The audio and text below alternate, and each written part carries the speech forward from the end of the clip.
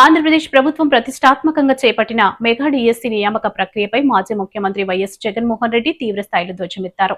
ఈ ఉపాధ్యాయ నియామక పరీక్షల్లో భారీ ఎత్తున అక్రమాలు, పేపర్ లీకేజీలు జరుగుతున్నాయని ఆయన ఆరోపించారు.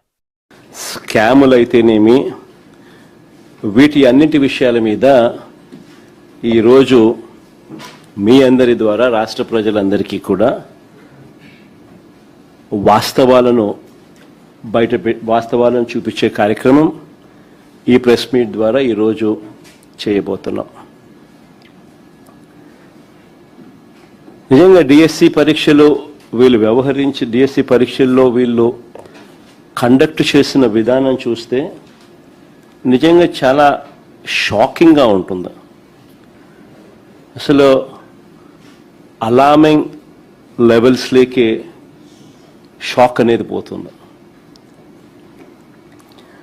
లక్షల మంది క్యాండిడేట్లు పెట్టుకున్న నమ్మకాన్ని చంద్రబాబు నాయుడు గారు వమ్ము చేస్తూ, స్కాములు చేస్తూ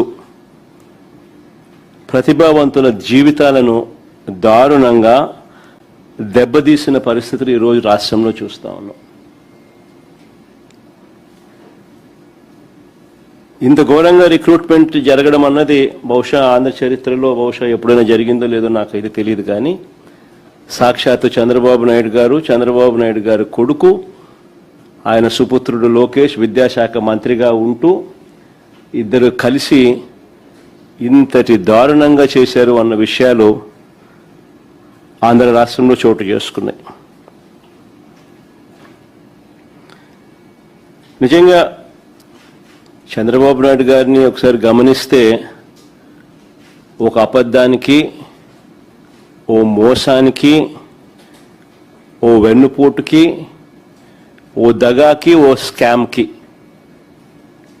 వీటికి చొక్కా ప్యాంటు గన తగిలిస్తే కనిపించేది చంద్రబాబే.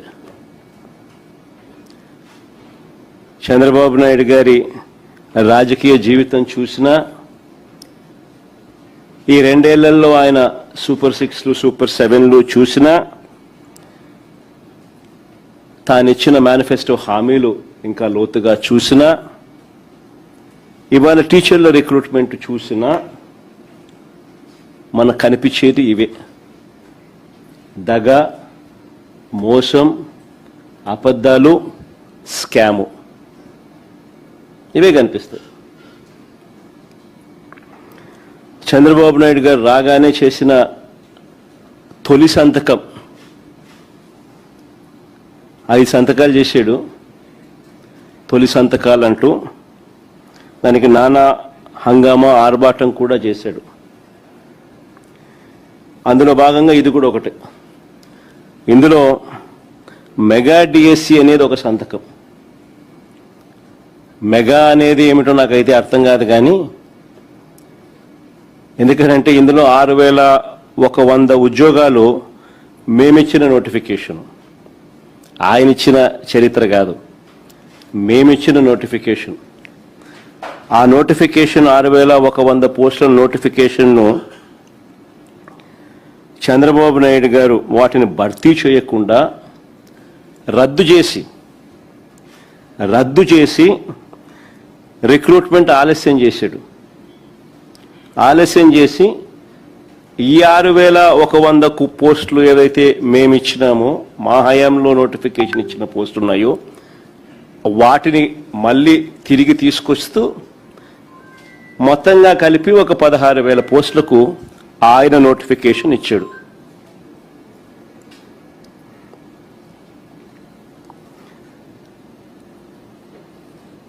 ఇచ్చిన ఈ నోటిఫికేషన్లో చివరకు లీకులు చూస్తూ ఉన్నాము, అక్రమాలు చూస్తూ ఉన్నాము, స్కాములు చూస్తూ ఉన్నాము, అవకతవకలు చూస్తూ ఉన్నాము. ఇప్పుడు చంద్రబాబు నాయుడు గారి ఈ 16,000 పోస్టులకు సంబంధించిన రిక్రూట్మెంట్ ప్రాసెస్లో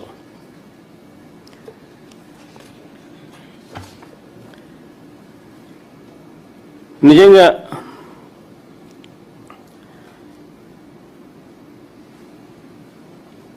చంద్రబాబు నాయుడు గారిని